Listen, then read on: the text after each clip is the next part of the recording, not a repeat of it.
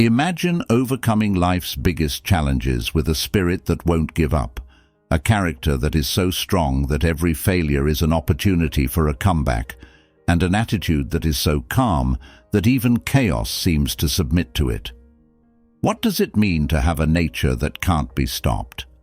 Is it a never-ending desire to reach our goals, the quiet strength to stay strong in the face of adversity, or maybe a mindset developed through hard work at self-mastery? The definition of an unwavering spirit has been debated by philosophers throughout history. They left us a foundation that goes beyond time and culture, a plan for how to build a strong character that can handle life's ups and downs. Today, we're going to take a deeper look at the logical roots of this old statement of wisdom. Character itself has been the subject of a lot of discussion and thought. The ancients thought that virtue and good behavior could lead to character, which was a type of greatness. Aristotle was the first to talk about virtues as a way to reach eudaimonia, which is the best possible state of being for a human being. Philosophers like Nietzsche pushed us to find our own way in the face of life's inherent meaninglessness, while Stoics like Epictetus and Seneca taught us about the power of inner freedom and resilience. We often think of being invincible as a sign of success or power these days. There are many stories in philosophy, literature, and history that show that being unbeatable isn't about what you achieve, but how you keep going. It's about sticking to virtue no matter what problems come up in life. Through all the chaos of life, it's about staying true to your own principles. It's about standing firm in the face of life's challenges without raising a voice. But why should we care about these old voices? Because the challenges Socrates faced, Marcus Aurelius' questions, and Emerson's support for individualism are not all that dissimilar from our own. What they went through and what they accomplished can teach us about having a strong character. Understanding the principles that the greatest minds in history lived by and learning from them in philosophy and literature is more than just an academic exercise. It's a way to connect with them and build an inner strength that isn't affected by the ups and downs of luck. We are given a perspective on our own lives by standing on the shoulders of these intellectual giants. We learn the value of self-reliance from Emerson, the importance of embracing life's challenges with energy from nature, and the wisdom of discipline and the ability to tell what is in our control from what is not from the Stoics. Let's not just look for motivation as we start this journey to become invincible. Let's look for change as well. Let's not only look for answers, but also the right ones. Not only should we accept philosophies, but we should also make them a part of our everyday lives. With every philosopher's idea, we get a new perspective, a tool, or a weapon that helps us find our way through life's thick forest. Begin this journey with me today. Let's not only learn what it means to be invincible, but also take the first steps toward becoming it. Friedrich Nietzsche is a huge figure in the history of philosophical thought. He casts long shadows over ideas of power, battle, and the will that can't be broken. Nietzsche's study of the human situation was not a quiet meditation. Instead, it was a strong attack on the very ideas that morality was based on. You can't tame the human spirit, he thought. Instead, you had to harness its wild and strong power. The idea of the will to power is very important to Nietzsche. There is more to it than just wanting to be in charge or be in charge of other people. At its heart, it is a desire to reach one's best potential. He thought that all living things show this will, which is not just the desire to stay alive, but also to grow, make things, and become more. So, struggle is not something that gets in the way of this will. It's how it comes true and is expressed. To embrace the fight, in Nietzsche's opinion, is to affirm life itself, with all of its pain, suffering, and doubt. It means saying yes to life and taking on the job of making your own way through the desert of life. Nietzsche gives us the idea of amor fati, which means love of one's fate, to help us do this. This love is an active embrace of everything life throws at us, the good, the bad, and the inevitably complicated. You can think of life's experiences as the artist's clay, or the raw materials from which you shape your personality. A radical re-evaluation of our challenges is required when applying this idea to modern life. The stress of a hard job, the pain of a loss, and the anger of plans that don't work out aren't just tests to be passed. They're also chances to show our strong will, renew our dedication to personal growth, and tap into our resilience. This means that amor fati changes how we live our daily lives. We don't have to avoid or complain about the problems that will come our way. Instead, we can face them head-on with creativity and energy. When bad things happen in our personal and work lives, they don't make us sad, they make us see what could be. We don't have to give up when a project at work fails. Instead, we can look for lessons and rebuild our method based on those lessons. When we go through hard times in our lives, we can look inside for power we didn't know we had and come out stronger. In addition, this philosophy has huge effects on our lives as a whole. It offers a different perspective, a society that sees struggle not as a source of separation, but as a shared experience that can bring us together to work toward bigger goals, in a world where conflict and competition are common. It implores us to see the challenges of our time as opportunities for new ideas, teamwork, and progress, rather than as unsolvable hurdles.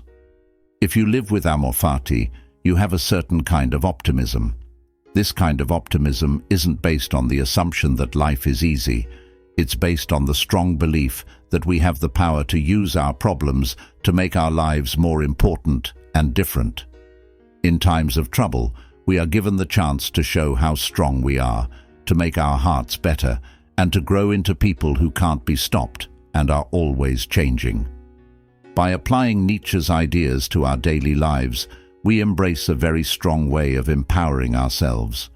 We make art out of our lives, write our own stories, and build a character that can stand strong through the storms of chance and change. This is the highest form of exercising the will to power, not just winning for the sake of conquering, but becoming who we are meant to be. Let us carry this Nietzschean thought with us as we continue our study of character philosophy, that every thread of struggle in our lives is woven with the chance to grow, that every moment of hardship holds the seed of a new strength, and that, at the heart of every challenge, lies the potential for an unstoppable character. By the end, Nietzsche challenges us not only to deal with life's problems, but also to accept them, to meet them with a strong smile and an open heart, and to dance with them in a celebration of life's unimaginable depth and richness. This is the way to become unstoppable, not by avoiding things but by embracing them, and not by being weak but by being deeply strong and strong all the time. People all over the world still think about Ralph Waldo Emerson's article, Self-Reliance. Emerson wrote it with the idea of individualism in mind, and it still talks about how important it is to be honest with yourself and trust yourself. The article Self-Reliance by Emerson is more than just writing. It is a call to break free from social norms and live a life that is true to yourself. Emerson challenges us to look within ourselves for direction and to put our own feelings ahead of what other people say. A heavenly spark, or inner voice, he says, lives inside each of us and moves us toward our true purpose. We need to count on this voice, this deep sense of who we are, to get through the hard parts of life. For Emerson, a person is not just a part of society. They are a unique being who can have amazing ideas and be creative in endless ways. Having moral character is at the heart of Emerson's philosophy. This honesty is not a strict commitment to moral theory, but rather a live principle that changes as we learn and gain experiences. It's about being true to who you are, even if that goes against what most people think is right. It means that we should value our own points of view, even if they are very different from the majority of people's views. Emerson's ideas about self-reliance can help us get to a place where we can't be stopped. It means that if you want to have an unbreakable character, you have to have complete faith in yourself. This trust doesn't come from being cocky. It comes from being very aware of yourself. It calls for a constant challenge to conventional wisdom, the guts to forge one's own path, and the fortitude to stand alone when necessary. To get to this level of self-reliance, you must first know yourself. Self-knowledge building activities like writing, meditating, or just thinking about yourself are very important. When we are alone and think, we can hear Emerson's native self speaking to us with wisdom. The challenges we face can also help us try and grow our faith in our own abilities. We become more self-reliant every time we use our inner powers to get through a tough situation. Emerson also tells us to embrace our quirks, oddities, and identity. If you want to become invincible, you can't fit into a mold. You have to break it. It's about realizing that what we have to offer is unique and can't be copied because it comes from our own experiences, insights, and creative sparks. The modern world often puts a lot of value on fitting in and being afraid of sticking out. Emerson's words are a powerful reminder of how powerful each person is. Self-reliance also means being able to count on our own resources, such as our thoughts, feelings, and things. Emerson's philosophy tells us to become independent in a world where relying on systems, organizations, and outside approval is normal. This could mean learning new skills that allow you to be self-sufficient, making choices based on your own values instead of social pressures, or finding happiness within yourself instead of looking for it in praise from others. Emerson does not, however, call for a life of solitude. This is what he wants instead: a group of independent people, each with their own skills and ideas to share. Anyone in such a community would be true to themselves and urge others to do the same. This would make the community grow without interruption. We could begin by offering ways to incorporate Emerson's principles into our daily lives by making small but steady strides toward autonomy. Making a choice without waiting for other people to agree with you could be a small thing, or it could be something very important, like standing up for a belief that many people don't share. It could mean picking a road that not many people take, but is more in line with one's strongest beliefs. If you want to become invincible like Emerson did, you need to trust yourself, be honest, and always be yourself. It is a way that seeks internal strength rather than approval from others. This trip is not for people who are easily scared, but for people who are brave. And on this road, we not only build a character of resilience, but also a life with deep meaning and uniqueness that is unmatched anywhere else. Let's remember Emerson's lesson as we continue to read the many people's thoughts on what makes a character invincible. Let's understand that the path to becoming unstoppable is really a path to becoming more like ourselves. The flowers of our deepest accomplishments and strongest traits bloom in the garden of self-reliance. If you look at Marcus Aurelius, the last of the 5 good rulers, you can see how well he lived by the philosophy of Stoicism. His timeless work, Meditations, is one of the best examples of his philosophy, which is based on virtue, reason, and self-control. It is made up of a collection of personal writings and reflections, and it has deep lessons about the discipline of action and thought that are just as useful today as they were in the 2nd century. Aurelius's lessons are based on the idea that we have control over our minds and cannot be affected by outside events as long as we think clearly. Aurelius sees discipline not just as a virtue in a general sense, but as a way of life that guides both thought and behavior. He teaches us that an invincible person isn't one who never has problems, but one who stays calm and focused even when they do. Aurelius said that a focused mind knows that thoughts create reality and that mastering oneself is the most powerful thing a person can do. He says that we should be very careful with our thoughts because they can either make us slaves or set us free. By being disciplined in how we think, we can stay calm when life goes wrong. Aurelius says that in order to develop this kind of discipline, we should begin each day by getting ready for the challenges that lie ahead, thinking about the problems we might face, and making a commitment to keep our cool and virtue no matter what. In order to learn from our mistakes and strengthen our commitment to our principles, he advises developing a daily habit of self-reflection in which we examine our actions and intentions. For Aurelius, it is just as important to be disciplined in real life. He says that our actions should have a reason and be in line with our ideals. The practice of action means always doing the right thing, even when it's hard, staying honest, and doing our jobs carefully and thoroughly. For this type of discipline to work, we have to be fully focused on our jobs and not let small things get in the way.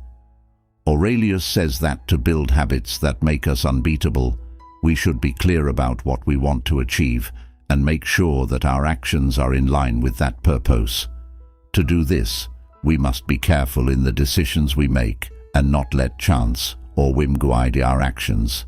Additionally, it means staying committed to our goals and not giving in to short-term wants or instant satisfaction. Mental exercises like meditation and visualizing can also help you become more disciplined in the way you think. It's possible to strengthen the mental paths that lead to focused action by picturing ourselves acting with calm and purpose on a regular basis. Meditation can also help us stay calm and focused even when bad things happen around us. Aurelius's idea of unity between thought and action is another important part of making a character that can't be stopped. He makes it clear that behavior and thought are not separate, they affect each other. Controlled behavior strengthens controlled thinking, and it works the other way too. Every good thing you do and every good thought you have reverberates in your mind, building a character that can stand up to the challenges of life. In addition, Aurelius shows us that outside situations change all the time.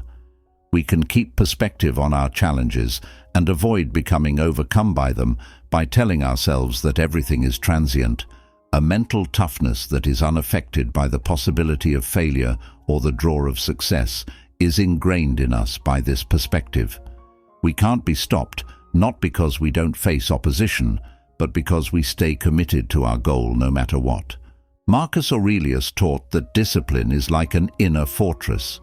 It is a fortress where the character lives that can't be attacked by the chaos outside. It is the force that keeps us going through the storm without getting lost, the inner beacon that always points to our true north. Finding the values that are most important to us and pledging to live by them are the first steps in implementing these Stoic principles in our daily lives. Our physical, mental, and social health can be improved by making habits that give us a stable base for focused thinking and action. We can also look for groups and places that support our practice, putting things around us that remind us of the way we have chosen. Let us think about Marcus Aurelius's wisdom as we continue to look at the philosophies that make a person invincible. We should use his meditations as a guide for our own, and we should build our strong selves on the discipline he preached.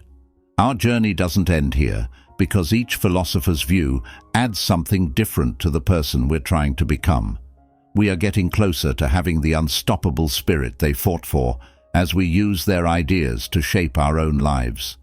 This is a lasting testament to the power of the human will when led by wisdom, discipline, and the courage to look within. The Stoic philosopher, politician, and writer Lucius Seneca had a particularly clear view of challenges that can significantly change how we face life's natural challenges. The way we think about and deal with problems can be changed by reading his works to become a powerful person. Seneca's perspective on adversity is very different from what most people think. He says we should treat challenges like friends because they bring gifts like the chance to grow, get stronger, and learn more about ourselves. The heat of adversity is when our character is put to the test and our resilience is built. As the saying goes, fire tests gold, suffering tests brave men. Stoic philosophy is firmly based in the idea that challenges can be used to develop better character. Seneca thought that the hard things in life should not just be tolerated, but should be used to build one's inner strength. We acquire the virtues of courage, patience, and resilience by meeting and getting past problems. Seneca says that we should change how we deal with adversity in order to develop this mindset. We don't have to see obstacles as impossible limits. Instead, we can see them as hurdles that can be jumped and are even necessary for growth. The goal is to change our perspective so that we see adversity as a necessary part of the journey rather than as a side trip. The practice of choosing pain is a good way to change the way you think about problems. We inoculate ourselves against the fear of future adversity by purposefully putting ourselves in difficult situations, whether it be through public speaking, physical exercise, or any other activity outside of our comfort zone. These challenges we set for ourselves are like workouts for our spirits. They get us ready for the bigger problems that life will surely throw at us.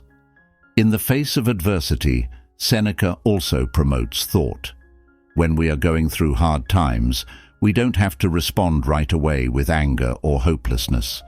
Instead, we can take a moment to think about what is going on.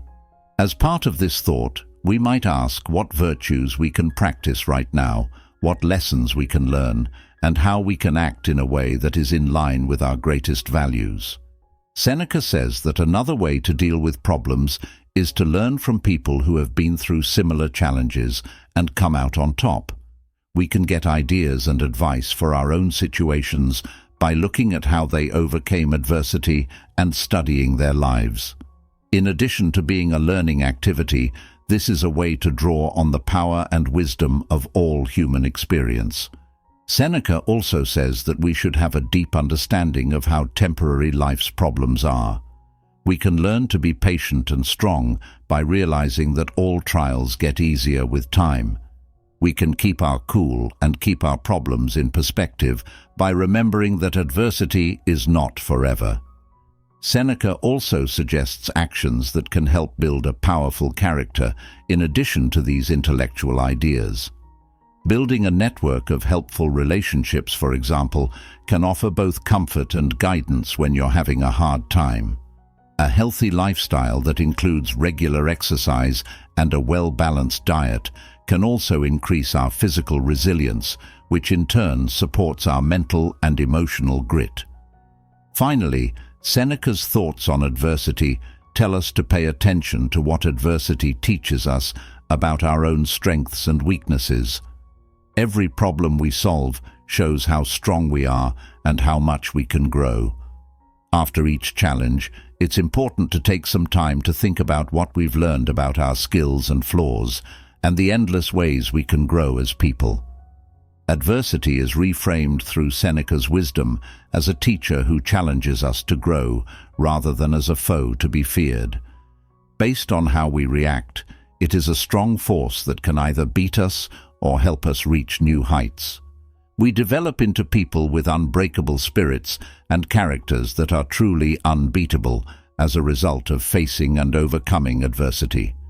By embracing Seneca's lessons, we can make sure that our life journey isn't marked by the difficulties we face, but rather by the grace and power with which we overcome them. Epictetus was born into slavery and later freed. He is remembered as one of the most useful philosophers of ancient times of history. His lessons serve as a guide to unwavering character strength and a testament to the resilience of the human spirit. One of the most important ideas in his philosophy is the dichotomy of control, which tells us what we can and can't control. Epictetus summed up this idea perfectly in his Enchiridion. Some things are in our control and others not. This simple but deep mantra is the foundation of Stoic peace and success. Epictetus said that an invincible character doesn't try to control things that can't be controlled, but instead learns to master their own thoughts, plans, and actions. You can't say enough about how important this philosophy is in modern life. The dichotomy of control acts as a beacon that guides us through the chaos by directing our energy on our own actions, decisions, and attitudes in a world that is full of doubt and things outside of our control. We keep our mental and emotional energy in check and channel it toward positive change. Think about the professional who is dealing with a quick market turn for modern implementation. Their actions are not under their control, but the way the market moves is. They can complain about how unfair things are, or work on changing their plans, picking up new skills, and coming up with creative answers that they can control. Relationships with people are another example. People's actions and feelings are out of our control, but we can choose how we react when there is disagreement or confusion. In order to keep our calm and ethics, Epictetus's lessons would require us to look inward and control our own emotions and actions. Having this mindset can also help you improve yourself. Not being able to change our natural skills is something we can control, but the work we put into improving them is. If a student doesn't understand a subject as fast as their friends, they can choose to study more, get help, or find other ways to learn. The attention stays on the steps that can be taken and are within one's control. But how do we know what we can control and what we can't? Through thought, mindfulness, and practice, one can improve their ability to understand. We can figure out where to put our efforts most effectively by asking ourselves if we can change, influence, or affect how something turns out. Epictetus also tells us that acceptance of what we cannot control is not the same as giving up. It is an active involvement with reality. It means recognizing that some things in life just are the way they are.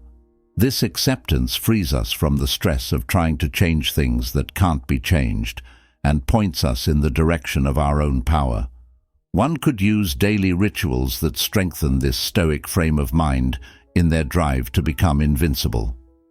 When one considers the events of the day and determines what was within their control and what was not, journaling can be an effective tool.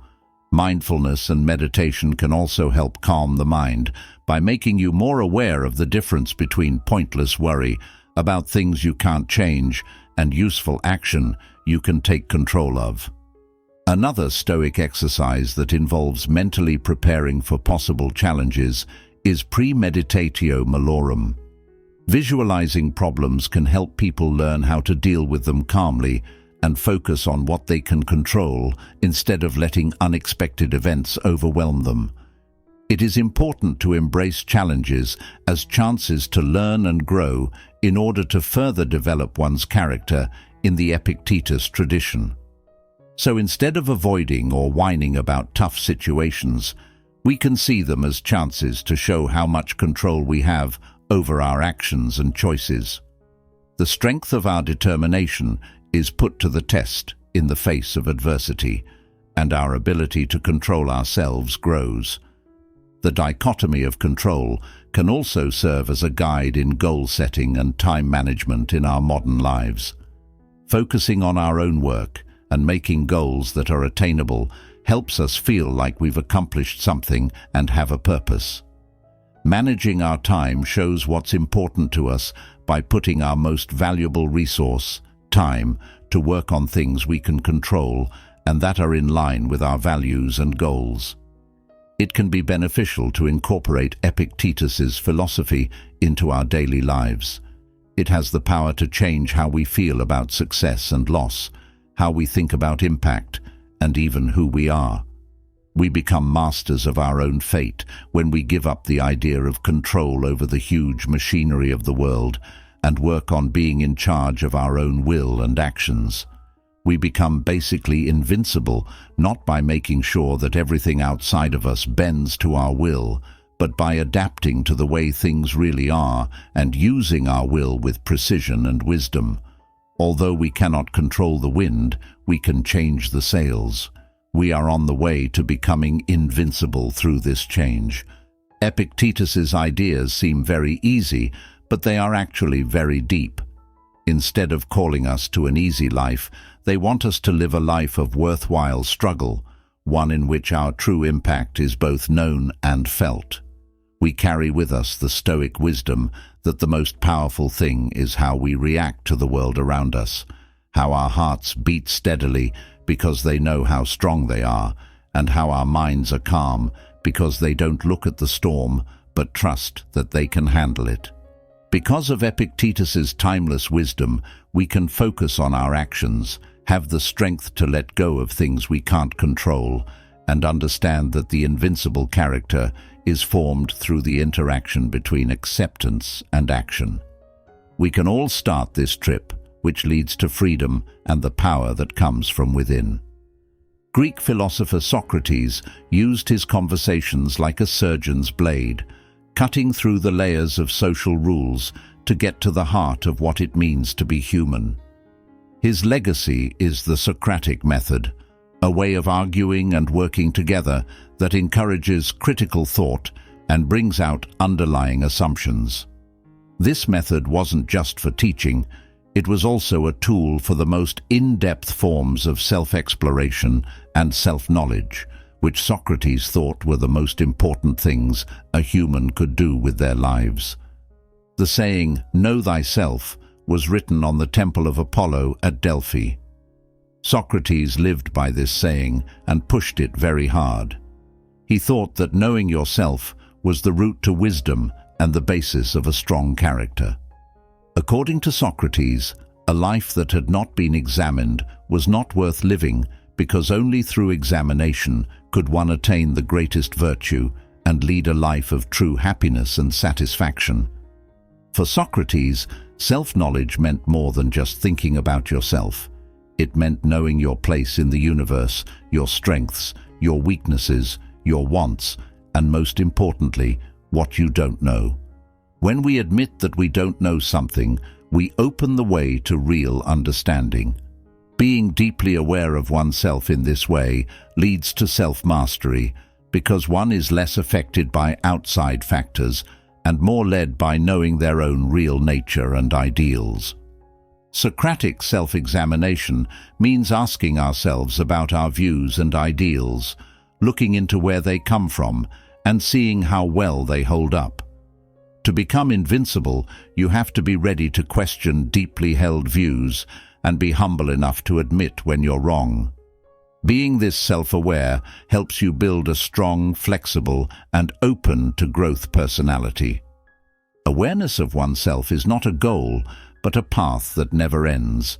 It is the basis for a life with meaning and purpose. For Socrates, an unexamined life is not worth living, because knowing ourselves is the key to real wisdom and makes us the masters of our own lives. Socrates says it also means fully understanding the power of our own will and choice. Being self-aware helps us see that we are in charge of our own lives and accountable for the choices and actions we make. With this information, we can make sure that our actions are consistent with our principles, which will help us live a true and honest life. In addition, Socrates' quest for self-knowledge was linked to his desire to live a good life. He said that virtue and knowledge are inextricably linked, which means that the more we know about ourselves, the more virtue-filled our lives will be. Then knowing yourself is not only a good thing to do, it's also the right thing to do.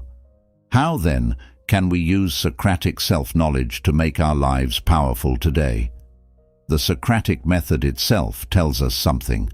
We are pushed to make our thoughts and views clearer when we talk with people who disagree with us. This dialectic process can also be used on an internal level, such as when we write in a journal or meditate and have a conversation with ourselves, asking ourselves questions about their reasons, their goals, and how well their actions match their values. Making choices is another way that Socratic self-knowledge can be used. We can make decisions that are not only successful, but also true to who we are at our core when we have a clear understanding of our ideals and principles. Being able to see how our actions and ideals match up gives us the strength and confidence to handle life's challenges with ease. Today, when non-stop input and outside approval can make it hard to see ourselves clearly, Socrates' focus on knowing oneself is more important than ever. To find the truth of who we are, it tells us to turn inward and away from the noise. Our thoughts, feelings, and wants are like invitations to get to know ourselves better. Finding out more about yourself can also help you find your way when you don't know what to do. Know who you are and what you stand for. That way, you can handle life's challenges with purpose and direction. This internal guide is what makes someone unbeatable, not because they never face challenges, but because they don't change who they are when they do. To put it simply, Socrates said that knowing yourself gives you the power to live a purposeful and honest life. It's realizing that internal wisdom, not outward praise or accomplishments, is where a powerful character comes from. We gain the strength, clarity, and confidence to live life on our own terms here, in the realm of self. This makes us unstoppable on our way to reaching the greatest levels of human potential. The deep understanding that seeking self-knowledge is the most important trip a person can take is what Socrates brought to the idea of an unbreakable character. That path doesn't end with reflection. It goes on into every part of life and demands consistency in thought, word, and deed, which is what makes a life well lived and a character that can't be stopped. Developing a character that can't be stopped isn't a race. It's a run with no finish line, a never-ending process of growth, struggle, and reflection. Every philosopher and author we've talked about has something different to give that adds to the patchwork of an unbreakable spirit. Emerson's strong call for independence and Nietzsche's fiery call to embrace life's battles with amor fati are both important parts of character. Nietzsche challenges us to not only accept our fates, but to love them and to see every moment of adversity as a step toward our personal greatness. With the same energy, Emerson fights for individualism and encourages us to be strong by following our inner voice and moral standards. Marcus Aurelius's meditations show us how to be stoic in both our actions and our thoughts. They teach us the peace that comes from being able to control ourselves and living a meaningful life. His intellectual cousin Epictetus gives us the dichotomy of control, instructing us to focus our efforts on things we can change while developing acceptance for things outside of our control. By looking at problems in a new way, Seneca's writings on adversity encourage us to see problems as chances to grow and to understand that real progress often comes in the form of bad luck. Socrates, the model of the philosophy life, urges us to do the difficult but satisfying work of self-examination, which is the foundation of growing as a person and having a good life. Each of these great minds adds to a more complete picture of character development that takes into account the complicated and contradictory nature of being human. They tell us that building a powerful character is an ongoing process that needs patience, determination, and a strong desire to be exposed to all of life's experiences. As we come to the end of this study, let us not see it as a conclusion, but as a call to action. You shouldn't just idly take in the wisdom of these philosophers and authors. You should interact with it. It's a call to make their lessons a part of our everyday lives, to test their principles against our own experiences, and to shape their ideas into tools that work for us. We are urged to embrace philosophy not as a dry academic exercise, but as a living, breathing part of our existence. We are encouraged to question like Socrates, endure like Seneca, Discipline our thoughts and actions like Marcus Aurelius, focus our energies like Epictetus, love our fate like Nietzsche, and trust ourselves like Emerson. In the end, making a character that can't be stopped is an art form. Life is the painting, and our actions are the brushstrokes. It is a deeply personal goal that strikes a chord with everyone, a pledge that is hard to keep but very much worth it. Let us not carry the wisdom of these great thinkers as a burden, but as lanterns in the dark that point us to our own inner light as we go forth. So, I want to ask you, the watcher, to use these lessons as protection and a guide as you go through life. Think about them, question them, and use them. By doing these things, you'll build the strong character that is uniquely yours. Choose to grow, evolve, and reach your full potential. May this lifelong quest give you not only the strength to conquer, but also the joy of the road to becoming truly unstoppable.